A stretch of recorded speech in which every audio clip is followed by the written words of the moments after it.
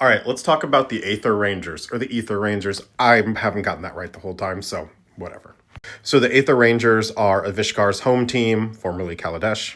They're the ones hosting the Girapur Grand Prix, which is what the Aether Drift race is. It's modeled heavily on the real-world Cannonball Run. In fact, it originates in-universe from Aether smugglers. Now, Avishkar has undergone some changes during the Indigo Revolution, where they changed their name and overthrew the consulate. But their symbol is the original Kaladesh set symbol, which is the symbol of the Aether Spire. Now, the race for Avishkar makes a lot of sense because the original Kaladesh debuted vehicles, and so it had a lot of cars and racing stuff in it. The Aether Rangers team itself is very clearly modeled on like Speed Racer. You can see it in sort of the sleek vehicles they've got. Their vehicles also tend to be like hovercrafty. You can see it a little bit here in both this motorcycle that's getting a handoff of Aether and the vehicle over there. Now, while they're not above sabotaging the competition, they're not in it to like kill any opponents along this race. And I should note that while it is a death race, that is mostly because while the cameras aren't paying attention, or if they can fake an accident, some other teams are taking advantage. But a lot of the death racy side of things comes from the danger of the race. Here's one of the Aether Ranger motorcycles. We also see with Avishkar, they now have Luxodon and Merfolk. The Merfolk are called Jalpari. You can see it down there. That is a Hindi word that literally translates to water fairy. It's the colloquial term for Merfolk in India. A lot of what the Aether Rangers use is revitalized other technology.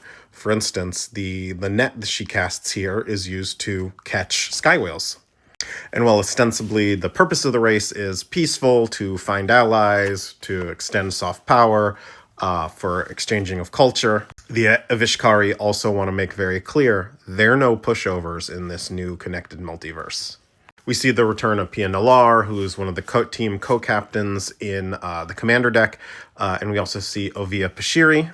Mrs. Pashiri is technically Magic's first canon lesbian.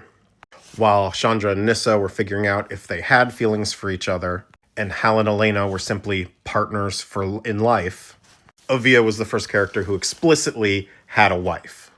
She's widowed now, though. Talking about some of their refurbished stuff, this is just a straight-up train. They took like a train engine and put it in the race.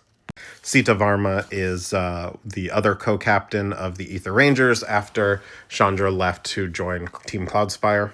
She fills the sort of masked rider trope, namely like Racer X from Speed Racer in this set. She goes by Spitfire in Universe as her like masked persona.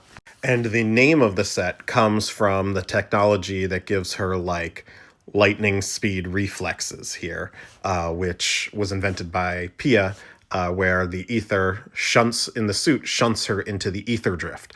And so she uses that a few times to do amazing steering feats in the race.